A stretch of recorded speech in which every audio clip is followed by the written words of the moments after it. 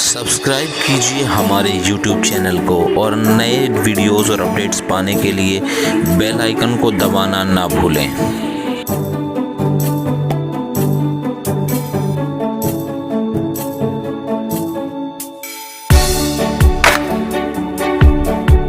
Hello dear students, स्वागत है आपका आप ही के अपने प्यारे चैनल कुछ बन में। आज की वीडियो आप सभी के लिए इतनी हेल्पफुल होने वाली है कि आपको कोई और दूसरी वीडियो देखने की आवश्यकता नहीं रहेगी। तो इस वीडियो को लास्ट तक ज़रूर देखिएगा, मैं आपका एक भी सेकंड वेस्ट नहीं करूँगा। तो चलिए शुरू करते हैं आज की वीडियो। प्यारे बच्चों, जैसा कि हम सभी जानते हैं कि क्लास 10th बोर्ड एग्ज़ाम्स की क्लास होती है और हर बच्चा प्रिपरेशन करता है अच्छे ढंग से। लेकिन कुछ बच्चे जो थोड़े कमज़ोर होते हैं वो बच्चे सोचते हैं कि पेपर में कोई हमें ऐसा तरीका मिल जाए जिससे हम आसानी से पास हो सकें। लेकिन मैं आपको एक बात बता दूं, अगर आप अपना जो रीडिंग सेक्शन है, आप अपनी रीडिंग पर फोकस नहीं करते और सोच रहे हो कि तुक्का मारी से आप पास हो सकते हो, तो ऐसा अब नहीं है। पेपर जो अब आपका आने वाला है, खासकर इंग्लिश के पेपर की हम बात कर रहे हैं, वो आपका कॉम्पिटेंसी बेस्ड होगा और अच्छी रीडिंग करने वाला और जिसको अच्छे से मीनिंग्स वगैरह पता होंगे और अच्छा लर्नर होगा, वही पेपर को सॉल्व कर पाएगा। देखिए ज़रा, शुरू करते हैं। पेपर का लेवल देखिएगा आप किस तरह का, ठीक है। वीडियो थोड़ा सा लेंदी होगा लेकिन आपको थोड़ा सा समझने के लिए इसको चलना है, देखना है। देखिए किस तरह से ये एक सैम्पल पेपर हम आपके सामने लेकर आए 2025-26 का। थोड़ा सा देखिए, लैंग्वेज देखिएगा ज़रा। क्वेश्चन की क्या है कि The growing preference for indigenous craft items is a welcome trend in today's globalized world, where mass products goods often dominate markets. These handicrafted products, rooted in the cultural and artistic traditions of their regions, offer more than just aesthetic appeal. They symbolize sustainability, support local economics, and preserve the heritage of diverse communities. तो यहाँ पे अगर हम देखते हैं तो हम पाते हैं कि एक अच्छी खासी लेवल की हमें जो पैराग्राफ है देखने को मिल रहा है और उसको समझना बहुत ज़रूरी है। तो इस तरह से अगर आप देखेंगे और पाएंगे कि देखिए काफ़ी बड़ा पैराग्राफ है, तो इस पैराग्राफ को पढ़ने में भी आपको जो है बहुत समय लगने वाला है, ठीक है। आज हम आपके साथ आपका एक सैम्पल पेपर शेयर कर रहे हैं कि आने वाले टाइम में चीज़ें किस तरह से होने वाली है, तो आपको थोड़ा आइडिया लग जाए। तो देखिए, अगर आप इसको पूरा पढ़ेंगे तो एक तो सबसे बड़ी बात यह है कि टाइम टेकिंग है काफ़ी, ठीक है। समझ पा रहे होंगे आप, टाइम लगने वाला है, ठीक है। और ऐसा नहीं कि तुक्का मारी से काम चल जाए, ठीक है। ठीक ठाक लेवल का आपको ये जो है पैसेज मिलने वाला है, तो आपको अभी से प्रैक्टिस शुरू कर देनी चाहिए प्यारे बच्चों। अब जरा आप क्वेश्चन का लेवल देखिए। क्वेश्चन का लेवल क्या है? क्वेश्चन कहता है, पहला क्वेश्चन आप देखिए कि why is the growing preference of indigenous crafts items described as a welcome trend. तो जैसे इस क्वेश्चन को अगर हम देखें, ऊपर जाकर के इसका आंसर देखें, तो हमें ये आंसर यहाँ पे पैराग्राफ नंबर 1 में मिल जाएगा। जैसे the growing preference of indigenous welcome trend globalised, और ये लगभग यहाँ तक हो जाएगा। तो एक क्वेश्चन तो हमें मिल गया, ठीक है। लेकिन अगर हम क्वेश्चन नंबर 2 की बात करते हैं तो थोड़ा सा यहाँ देखिए कितना आपको पढ़ना पड़ेगा। मतलब according to paragraph 1, indigenous craft items have all following qualities except being, ठीक है। तो यहाँ पे लिखा है कि handcrafted products, root of artistic tradition, aesthetic in appeal और इजीली एक्सेसिबल। तो यहाँ पर आपको जो है समझना पड़ेगा, बिना समझे आप ऐसे कोई भी लगा देंगे तो ये रॉन्ग हो सकता है। एक चीज़ जो मैं आप सबके साथ शेयर कर रहा हूँ वो ये है कि इस बार आप देखिए, ऊपर आपने पूरा पैरा पढ़ा, उसमें आपका कितना टाइम गया, और यहाँ आप क्वेश्चन देखिए। क्वेश्चन ऐसे नहीं है जो बहुत छोटे हों या आसान हो जिन्हें आप बहुत जल्दी पढ़ लें, तो यहाँ भी आपका ये बहुत ज़्यादा टाइम टेकिंग रहेगा। थर्ड क्वेश्चन आप देखिएगा, द यूजेस ऑफ लोकली, पहले आप ये पढ़ोगे ऊपर, complete the following selecting correct option, और फिर पढ़ेंगे the use of locally source material makes the indigenous crafts traditional और इको फ्रेंडली। तो यहाँ जब आप ऊपर जाके पढ़ोगे तो आपको ये लाइन कहीं नहीं मिलेगी। आप सोचो कि हम इस लाइन को पैरा में से देख लें, पैराग्राफ नंबर 2 में जाके, और यहाँ से हम छांट लेंगे। तो भाई यहाँ अगर आप सोचोगे तो थोड़ा सा देखो, यहाँ पे इंडिजियस एक वर्ड मिल रहा है, क्राफ्ट मिल रहा है, और यहाँ लिखा है इको फ्रेंडलीनेस। तो अगर आप थोड़ा भी ध्यान देंगे तो इसका ऑप्शन जो बनेगा सही वो इको फ्रेंडली बनेगा, ठीक है। इस तरह से आप इसको ढूंढ पाएंगे। तो फिर यहाँ आप गौर करिए, देखिए अगला क्वेश्चन जो है वो बिल्कुल चेंज हो गया, ट्रू फॉल्स दे दिया, ठीक है। लेकिन ट्रू फॉल्स भी कैसा दिया है कि यहाँ पे आपको 3 ऑप्शन दिए और तीनों ही ऑप्शन बड़े बड़े हैं, जिसमें आपको ठीक से पढ़कर समझना और फिर आपको बताना है कि कौन सा वाला आपका ट्रू है। जैसे A C given what the phrases time tested method suggest in para 2, तो इनमें से कौन कौन सा ट्रू है वो आपको देखना। तो देखो यहाँ भी टाइम लगने वाला है। Now we are coming to the question number 5। अब क्वेश्चन नंबर 5 में देखिए क्या कह रहे हैं। ये कह रहे हैं कि complete the analogy bye selecting one of the correct option from paragraph number 3। तो एम्प्लॉयमेंट मतलब जॉब सिक्योरिटी और बी मास प्रोडक्शन मतलब रिड्यूस प्राइसेस, ये ठीक है या ये ठीक है। और जैसे यहाँ लिखा है फेयर ट्रेड तो फेयर वेजेस, तो इसके अलावा कौन सा आएगा। अभी देखो नीचे भी ऑप्शन होंगे, तो इनमें से आपको देखना है। तो इसमें भी थोड़ा समय लगने वाला। और यहाँ देखिए छठा क्वेश्चन किस तरह का क्वेश्चन है। ये कह रहा है why is supporting indigenous craft consider an effective way to improve the economic condition of small communities.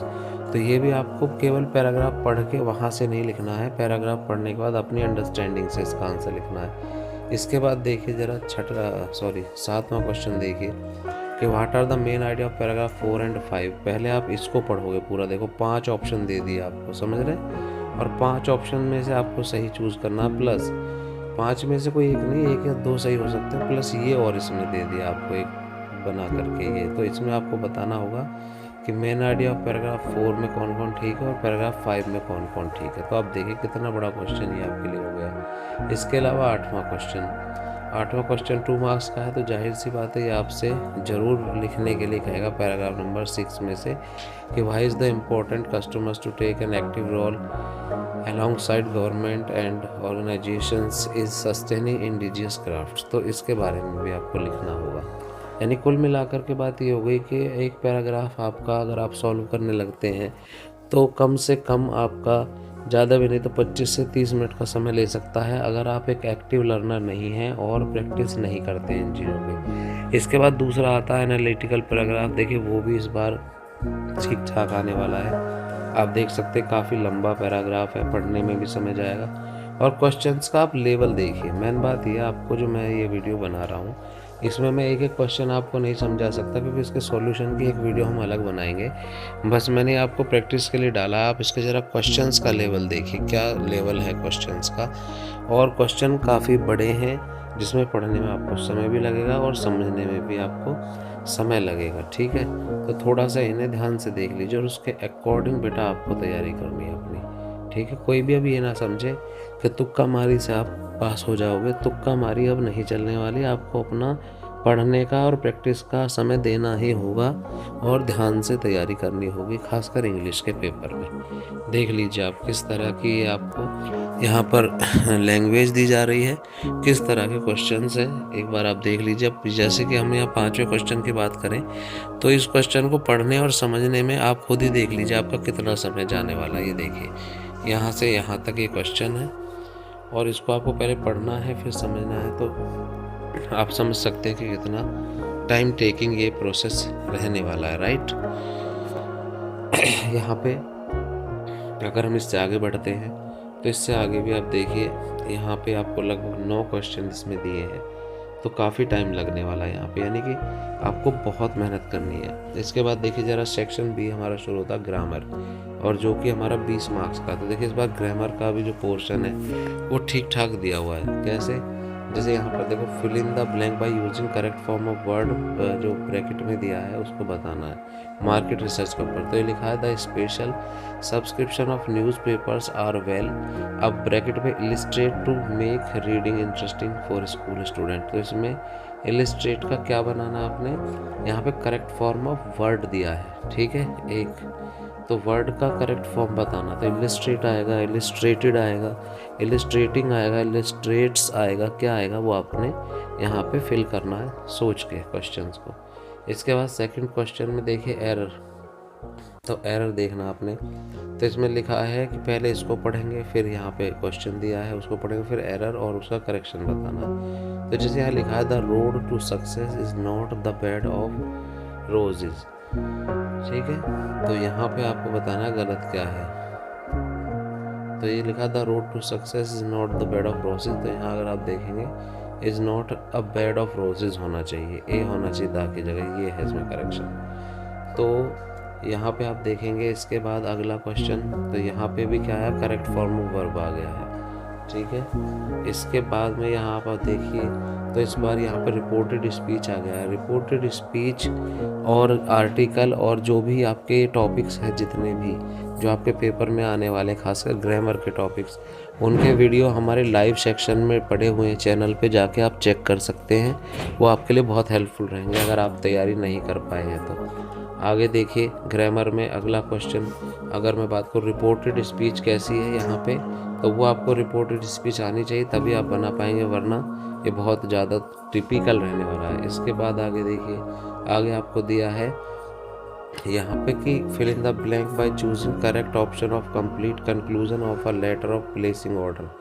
तो यहाँ पे इन चारों में से कोई एक आएगा, लेकिन वो ध्यान से भरना होगा। इसके बाद छठा क्वेश्चन फिर रिपोर्टेड स्पीच का है, ठीक है, वो आपको देखना है। इसके बाद यहाँ हम आगे बढ़ेंगे तो आगे दोबारा से आ रहा है करेक्ट ऑप्शन के लिए, तो यहाँ पे भी आपको ये ध्यान से भरना होगा और काफ़ी बड़ा क्वेश्चन है और समझने का क्वेश्चन है। सातवां क्वेश्चन देखिए क्या चीज़ है, अलग से चेंज कर दी इस बार। ये कह रहा है क्वेश्चन में एक एरर है, उस एरर को अपने हिसाब से देखिए और छाटिए। जैसे which kind of person does something like that, तो विच की जगह व्हाट आएगा, व्हाट काइंड ऑफ पर्सन, या काइंड की जगह काइंड्स आएगा, समथिंग की जगह समथिंग्स आएगा, या दैट की जगह दिस आएगा।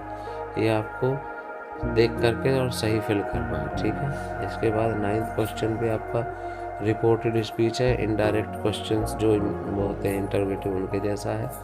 इसके बाद आगे देखिए, आगे आपका मॉडल्स का क्वेश्चन आ गया यहाँ पे कि मस्ट आएगा या मे आएगा, और उसके बाद यहाँ पे आप देखेंगे तो यहाँ पे टीचर्स डायरी में आपको ये क्या आएगा, all student in the class submitted their assignment on time, या every student in the class, या one student in the class submitted. तो इस तरह से आपको इनमें से चूज़ करना होगा। इसके बाद आगे भी आपको इसी तरह का क्वेश्चन दिया हुआ है ग्रामर में, तो ग्रामर का भी पोर्शन जो आने वाला है वो ठीक ठाक आने वाला है। अब हम असली बात की बात करेंगे, जो असली चीज़ है। देखिए यहाँ पे आप देखिए क्वेश्चन नंबर 4 को देखिए। क्वेश्चन नंबर 4 में आपको ये दिया है कि all details presented in the question in writing section are imaginary and crafted for assignment purpose. तो यहाँ पे एक अच्छा खासा बड़ा क्वेश्चन दिया है जिसमें पढ़ने में टाइम लगने वाला है, 5 नंबर के क्वेश्चन है। उसमें लिखा है कि आप वैभव हैं क्लब इंचार्ज अपने स्कूल के इकोलॉजी क्लब के, और स्ट्रांगली बिलीव करते हैं कि आपको इको क्लब स्कूल में होना चाहिए, और ख़ासकर रूरल एरियाज़ में इसे प्रमोट करना चाहिए, ठीक है। तो एक लेटर लिखना है आपको एजुकेशन सेक्रेटरी को अपने शहर के 120 वर्ड में, जिसमें हाईलाइट करना है सिग्निफिकेंस ऑफ इकोलॉजिकल अवेयरनेस और suggestions to need the establish eco club in their schools. तो इसके बारे में आपको लिखना है। तो इसके बारे में आप तभी लिख सकते हैं जब आपने अच्छे से पढ़ाई की हो और आपने अच्छे से फोकस्ड स्टडी किया हो, वरना बना के भी नहीं लिख पाएंगे। ऐसा एक टॉपिक आपको यहाँ पर दे दिया गया है। आगे देखिए दूसरा आपको दिया है इसी में कि आप अगर ये नहीं करते तो आप दूसरा इस तरह का लेटर जो है वो आपने लिखना है, ठीक है। आप लोग समझ पा रहे होंगे। तो ये यानी कि आपको अगर अच्छे से नॉलेज है तो ही आप कर पाएंगे। साइबर अटैक्स के बारे में है ये, ठीक है। तो उसके ऊपर आपने लेटर लिखना, वरना आप बिल्कुल भी नहीं कर पाएंगे। इसके बाद 5 नंबर का दूसरा क्वेश्चन आता है, 5वां, जो कि पहले थोड़ा आसान आता था। इस बार इन्होंने क्या कर दिया बच्चों, देखो कि क्वेश्चन आएगा। इसमें क्या है कि आप मतलब आपने कोई डिबेट रखी है अपने स्कूल में, ठीक है, और उसमें आपको 2 लोग, जिसमें एक राजन शर्मा है, एक मीरा कपूर है, दोनों की तरफ से इंटरेस्ट प्राप्त होता है। तो एक का इंटरेस्ट ये लिखा हुआ, वो कह रहा है कि भाई मैं 10 साल का एक्सपीरियंस रखता हूँ, पब्लिक डिबेट और कोच में रहा हूँ, तो मैं चाहता हूँ कि मैं आपके स्कूल में आऊँ और डिबेट करूँ।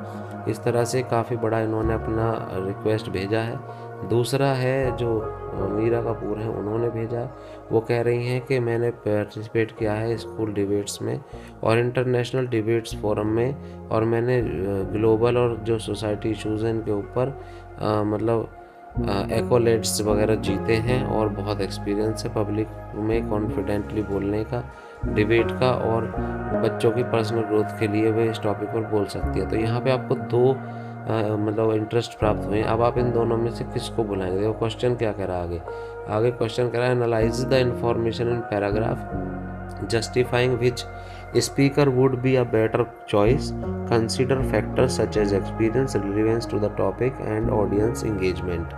तो आपको इस बात को ध्यान में रखते हुए, इन सब पॉइंट्स को ध्यान में रखते हुए दोनों में से किसे बुलाया जाए और आप उसको एक अपनी तरफ से अप्रोच करेंगे, लिखेंगे और क्यों बुलाया जाए ये भी आप इसमें बताएंगे, ठीक है, पैराग्राफ में। या फिर अगर आप ये नहीं करते तो अगला क्वेश्चन है इसी में, दूसरा ऑप्शन, कि आप जसप्रीत क्लास 10th में हैं और क्रिएटिविटी और excellent communication skills and ability to think outside the box इस बात के लिए जाना जाता है, ठीक है। तो she something struggle with time management and prefers collaborative efforts over working solo. She has been assigned an art integrated project presentation and must choose a partner from Sunena, Tabassum and Elise. Below are the profiles of 3 candidates. तो जो यहाँ पे दिया है जसप्रीत जो class 10th में है उसे अपना एक असाइनमेंट तैयार करना है, ठीक है, आर्ट इंटीग्रेटेड का प्रोजेक्ट प्रेजेंटेशन का, और उसमें इसके लिए 3 लड़कियां हैं जिनमें से इसे चूज़ करना है। तो यहाँ पर तीनों ने अपने बारे में तीनों की प्रोफाइल दी है, सुनैना की है, तबस्सुम की है, एलाइस की है। तो तीनों की प्रोफाइल को ढंग से अच्छे से पढ़ना है और फिर देखना है कि किसको से चूज़ और सेलेक्ट करना है। तो इतना तो अब आप लोग जान ही गए होंगे कि अगर आप इनकी प्रोफाइल को ठीक से नहीं पढ़ते और समझते नहीं है तो कमज़ोर बच्चों के लिए तो बहुत ही टफ होने वाला है कि किसे चूज़ करें और क्यों करें। नीचे देखो वही बात है, based on the features of each candidates analyze and decided who would be the best partner of Jaspreet, इसके बारे में आपने लिखना है, ठीक है, इन सब नीचे पॉइंट्स का ध्यान रखते हुए। तो ये भी एक टिपिकल क्वेश्चन हो गया आप सभी के लिए। अब आगे आ जाते हैं हम नया अगला सेक्शन डी लिटरेचर, जो कि है 40 मार्क्स का। अब आप यहाँ देखिए, यहाँ पे आपको इन्होंने एक पैराग्राफ दे दिया जो कि है कहाँ से, 2 stories about flying first flight. अब आप कॉम्पिटेंसी देखिए, कॉम्पिटेंसी लेवल क्या है। तो देखिए आपने ये पूरा पढ़ लिया, ठीक है। अब पहला ही क्वेश्चन देखिए, contradict the view that the young seagull celebrated his maiden flight alone. अब अगर वो अपनी इस अकेला जो फ्लाइट किया उसका कॉन्ट्राडिक्ट व्यू बताइए कि सीगुल कैसे सेलिब्रेट कर रहा है, ठीक है। तो आप इसमें से अगर देखेंगे तो इसमें से देखने के बाद आपको केवल ये नहीं कि इसमें से आप लिख दोगे सारा कुछ, आपको अपने अंडरस्टैंडिंग से भी इसमें बेटा लिखना होगा समझ के कि उसने कैसे सेलिब्रेट किया, ठीक है।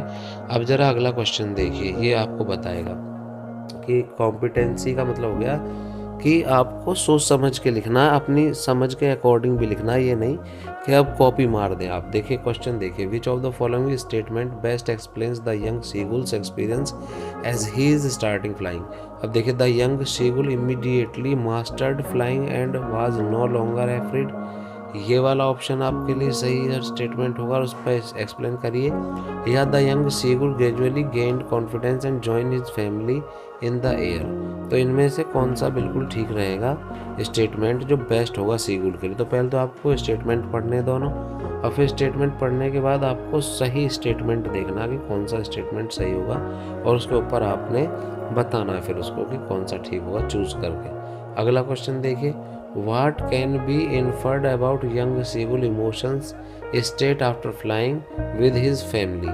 तो देखिए यहाँ पे inferred एक वर्ड आया है, ठीक है। तो आप ऊपर जाकर के पूरे पैराग्राफ में देखोगे तो कहीं पर आपको inferred वर्ड देख लीजिए मिलेगा क्या।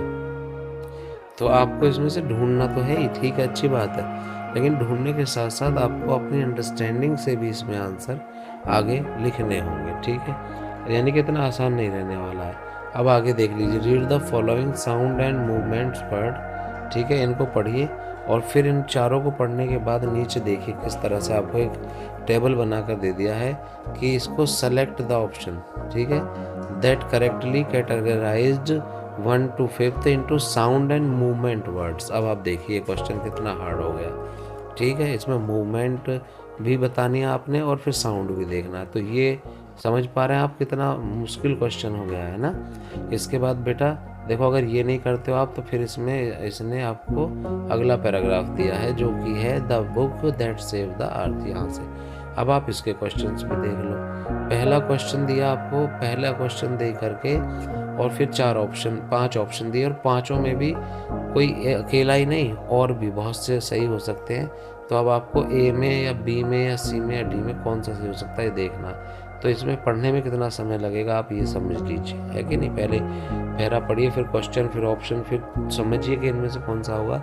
तो ये जो क्वेश्चन इस बार आ रहे हैं ये इस तरह के आ रहे हैं जैसे कॉम्पिटिटिव एग्ज़ाम, जो बड़े बड़े एग्ज़ाम होते हैं, जैसे टीचिंग लाइन के एग्ज़ाम होते हैं या IAS PCS के एग्ज़ाम होते हैं, उनमें जिस तरह के क्वेश्चन, मतलब मैं ये नहीं कहूँगा कि लेवल वो है, लेवल तो उससे डाउन है चूँकि 10th का बोर्ड एग्ज़ाम है, लेकिन मतलब जो बनाए जा रहे हैं क्वेश्चन वो ऐसे ही बनाए जा रहे हैं जैसे डिज़ाइन जो किया जा रहा है वो इसी तरह से डिज़ाइन किया जा रहा है थोड़ा। अच्छा आगे देखिए, दूसरा क्वेश्चन आपका कितना बड़ा क्वेश्चन है। How do stage directions, historian and projector and spotlight and historian goes contribute the atmosphere and understanding in this part of the play. तो इसको आप जो केवल ये नहीं कि आपने पैराग्राफ पढ़ लिया और आप आंसर दे पाएंगे उसमें से टीप के, नहीं दे पाएंगे। आपको समझना पड़ेगा कि क्वेश्चन क्या डिमांड कर रहा है और फिर अपने अकॉर्डिंग उसको लिखना होगा। देखिए तीसरा क्वेश्चन देखिए, यहाँ पर भी स्टेटमेंट 2 दे दिया, अब इनमें से चूज करिए सही स्टेटमेंट क्या, फिर आंसर लिखिए, ठीक है। और 5वां क्वेश्चन भी आपको फ्रेज बताने के लिए आया, समझ गए आप। फिर इसके बाद देखिए जरा पोएम के क्वेश्चंस आ जाते हैं, द बाल पोएम, है ना। तो ये कह रहा what emotions are most appreciated conveyed in the phrase desperate eyes and epistemology of loss. इन दोनों में कौन कौन से सही होंगे। तो पहले 5 ऑप्शन दे दिए, फिर 5 ऑप्शंस में से कौन कौन से सही हैं। तो जाहिर सी बात है जो बच्चा पढ़ रहा है ना ध्यान से, एक एक चीज़ को आइडेंटिफाई कर रहा है, वो बच्चा तो आंसर दे पाएगा, वरना जो सोच रहे हैं ऐसे आसानी से हो जाएगा या पास हो जाएंगे, भाई बहुत मुश्किल है। ठीक है, पढ़ना शुरू करिए, जी हाँ पढ़ना और समझना शुरू करिए, मजाक में मत रहिए। अगला क्वेश्चन देखिए, what does the phrase how to stand up suggestion about the boy's emotions growth, ये भी आपको समझ के लिखना होगा। यानी एक सिंगल क्वेश्चन ऐसा नहीं है जो आप बिना पढ़े जिसका आंसर दे पाए, समझ गए, इसलिए पढ़ना जरूरी है। अब आप चाहे ये आगे देख लीजिए, दूसरी पोएम आपको दी हुई है जो है how to tell wild animals. इसमें भी क्वेश्चंस का लेवल आप देखिए, प्लस ये देखिए कि पढ़ने में समय कितना लग रहा है, पेपर कितना लेंदी हो जा रहा है अगर आप समझेंगे, देख रहे हैं ना। हाँ तो ये देखिए कितना लेंदी हो गया। अब आगे बढ़ते हैं हम, अब आ जाते हैं बेटा क्वेश्चन, जो कि हमारे हैं 4 क्वेश्चन करने में 5 आएंगे और ये 12 मार्क्स होंगे। अब जरा क्वेश्चंस का लेवल देखिए आप, ये लिख रहा है कि otters are known for their peculiar behavior traits, support this statement with reference to any 2 traits mentioned in Mijbil the otter. तो मिजबिल द ऑटर में से आपको क्या करना है, स्टेटमेंट अपना रेफरेंस के साथ देना है 2 ट्रेट्स के साथ, कि मिजबिल द ऑटर का बिहेवियर कैसे चेंज हुआ इसके बारे में। तो भाई बिना पढ़े ये आंसर नहीं देने वाले, आप रट कर तो बिल्कुल नहीं दे पाएंगे। अगला क्वेश्चन देखिए, how does the use of repetition in the poem Amanda highlighted the speaker's expectations and Amanda's response. तो यहाँ पे भी वही बात कही है कि जो रिपीटिशन है of the poem Amanda, Amanda में बार बार अमांडा का नाम जो आया और हाईलाइट क्या करा है, जो एक्सपेक्टेशंस हैं और अमांडा से और राइटर को, और अमांडा ने जो रिस्पॉन्सेस दिए हैं उन सब बातों को आपको लिखना है इसमें 3 नंबर में। तो जाहिर सी बात अगर आपने पोएम को ढंग से नहीं समझा और एक एक चीज़ को बारीकी से नहीं देखा तो कोई आंसर आप ठीक से नहीं लिख पाओगे बेटा। अगला क्वेश्चन देखिए, नेल्सन मंडेला का चैप्टर पढ़ा होगा, इस जरा क्वेश्चन को देखिए आप हिल जाएंगे समझेंगे। तो ये कह रहा, how can Nelson Mandela vision of liberating both the oppressed and the oppressor be applied in modern day society to address issue of inequality and discrimination। तो ये बात क्या करी, ये बात केवल उस चैप्टर की नहीं करी, वो कह रहा उस चैप्टर में जो बात हुई है, किसकी बात हुई है कि ऑपरेस्ड एंड द ऑपरेसर, ठीक है, लाइब्रेटिंग बोथ, इसको आज के मॉडर्न डे सोसाइटी में जो इनइक्वालिटी और डिस्क्रिमिनेशन चल रहा है आप उससे कैसे जोड़ पाते हो और कैसे उसको रिलेट कर पाते हो, उसके बारे में लिखिए। तो भाई अगर आपको आज के मॉडर्न डे के जो चल रही है सोसाइटी में इनइक्वालिटी और डिस्क्रिमिनेशन उसके बारे में नहीं पता है, और उस चैप्टर में जो बात आई थी liberating both of oppressed and the oppressor, जो मतलब जिनके द्वारा लोग दबाए गए हैं उनका नहीं पता, तो आप इसे कोरिलेट ही नहीं कर पाएंगे और आंसर लिखने के लिए आपको कितनी बुद्धि लगानी होगी आप समझ सकते हैं, राइट। तो अब ऐसा नहीं है कि आप ऐसे रट के आंसर दे पाएँ, समझ के। Competency and understanding, competency based question रहने वाले हैं तो इनकी प्रैक्टिस करिए। अगला क्वेश्चन देखिए, how does the line and then moves on reflect on traits natures of the fog hereby contributing to the poem's deeper message about life's impermanence. तो ये आप देखिए कितना ज़बरदस्त क्वेश्चन आपके लिए दिया है, ठीक है। इस क्वेश्चन को देखिए। अगला क्वेश्चन देखिए, how does Chubukov's reaction to Lomov's marriage proposal reflected his priorities and values. The proposal कितना अच्छा और ज़बरदस्त लेवल का क्वेश्चन है, जिसमें आपको बिना पढ़े या बिना सोचे समझे तो आप आंसर दे ही नहीं पाएंगे। और इनके मैं आपको बता दूं, बीइंग अ टीचर जब हम लोग चेक करते हैं कॉपीज़, तो उसमें हम ये देखते हैं कि हमें क्वेश्चन में हर चीज़ का एक एक मार्क करना पड़ता है। जैसे इंट्रोडक्शन में आपने क्या बताया, क्वेश्चन की बॉडी आपने क्या तैयार करी, कंक्लूज़न आपने क्या लिखा, क्वेश्चन को कैसे समझा, तो आप ऐसे ही कुछ भी नहीं लिख पाएंगे। मतलब कुछ भी लिख देंगे तो उस पर ऐसा नहीं कि कुछ भी लिखने पर आपको आंसर मिल जाएगा। तो सोच समझ के इस बार अच्छे से लिखने की बात है। अब आप ज़रा क्वेश्चन देख लो, 9वें क्वेश्चन में, आगे भी 10वां क्वेश्चन है। तो देखिए यहाँ पे भी आपको 2 क्वेश्चन करने हैं 6 नंबर में। तो देखिए द नेकलेस का थोड़ा सा ध्यान दीजिए। How does the necklace illustrate the significance of honesty as the key element of leading a happy and stress free life. तो ये आपको स्ट्रेस फ्री और हैप्पी लाइफ के लिए आप जो नेकलेस वाले चैप्टर से सिग्निफिकेंस ऑफ ऑनेस्टी बताइए, ईमानदारी का इलस्ट्रेट करना है आपने, और ये एलिमेंट है for leading a happy life and stress free life. तो आप कैसे लिख पाओगे कि कैसे अगर आप ऑनेस्ट हैं एक दूसरे के प्रति, ईमानदार हैं, तो आप एक ऑनेस्ट मतलब हैप्पी और स्ट्रेस फ्री लाइफ जी सकते हैं, उसके बारे में आपको बताना, लेकिन अकॉर्डिंग टू नेकलेस चैप्टर, यानी इससे कोरिलेट करते हो। अगला देखिए, briefly evaluate the validity of the adage values are caught not taught in the context of relationship between Anil and Hari Singh in the thief's story। अब आप देखिए क्या क्वेश्चन है, गौर करिए। ये क्वेश्चन ठीक ठाक लेवल का, जिसमें आपको बताना कि values are caught not taught. तो वैल्यू जो है वो ली जाती है, मतलब सीखी जाती है, ठीक है, ना कि सिखाई जाती है। वैल्यूज़ को सीखना पड़ता है खुद से।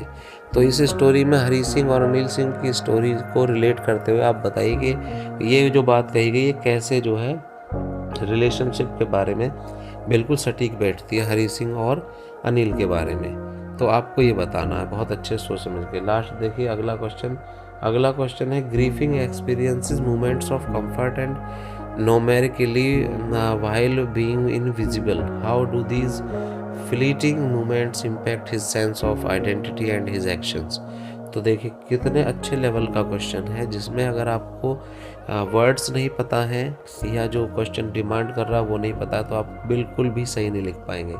तो बेटा थोड़ी मेहनत करिए, कॉम्पिटेंसी बेस्ड क्वेश्चंस आप नेट पे सर्च करिए हर चैप्टर के, और उनकी प्रैक्टिस करिए, और थोड़ा सा अपने टीचर्स से रिलेट रहिए, उनसे पूछिए कि कैसे हम कॉम्पिटेंसी बेस्ड क्वेश्चंस के आंसर कर पा सकते हैं। वैसे हम भी कोशिश करेंगे आपको कि लगभग आपके जितने भी चैप्टर्स हैं उनके जो भी क्वेश्चंस हैं किस तरह से करेंगे आप, उसके लिए हम करेंगे कि कर पाएँ।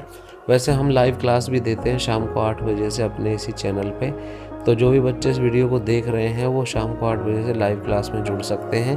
और 10th क्लास के इंग्लिश के लिए अब बहुत अच्छे वीडियोस हमारे चैनल पर मिलने वाले जो आपको बहुत हेल्पफुल होंगे। तो आप आगे भी देख सकते हैं।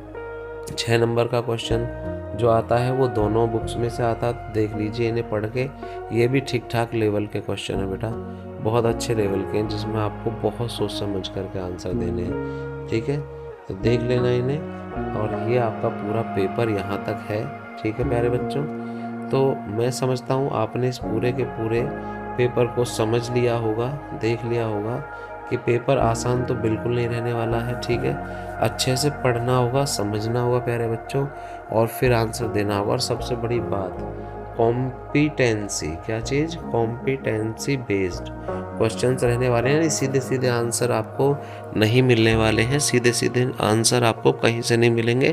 तुक्का मारी बिल्कुल नहीं चलेगी, और भाई अच्छे से पढ़ना ही होगा, और पढ़ के समझ के आंसर लिखना होगा, नहीं तो बहुत दिक्कत आने वाली है आपको। अब पैराग्राफ भी इजी नहीं रहे हैं आपके कि जिन्हें आप इजीली कर पाए। पैराग्राफ में भी ठीक ठाक लेवल के क्वेश्चन आ रहे हैं और सोच समझ कर लिखने वाले आ रहे हैं, ठीक है। तो चलिए आज की वीडियो से मुझे लगता है आपको बहुत हेल्प मिली होगी ये जानने में पेपर कैसा रहने वाला है। अगर अच्छा लगा तो वीडियो को लाइक शेयर करिए, चैनल को सब्सक्राइब कर लीजिए ऐसी अच्छी वीडियोस के लिए, और कोशिश करेंगे जल्दी ही आपको इसी तरह के जो हमारे ये प्रैक्टिस पेपर हैं वो और अधिक मात्रा में हम अपने चैनल पर शेयर कर पाएँ आप बच्चों के लिए, और सॉल्यूशन भी दे पाएँ और अच्छे वीडियोस आपके इंग्लिश से रिलेटेड इसी चैनल पर मिल पाएँ। अगर आपका हिंदी में भी कोई ऐसा टॉपिक है ग्रामेटिकल जो समझ नहीं आ रहा तो आप हमें बता सकते हैं, उसके वीडियो भी हम आपको ऑनलाइन प्रोवाइड करवा देंगे।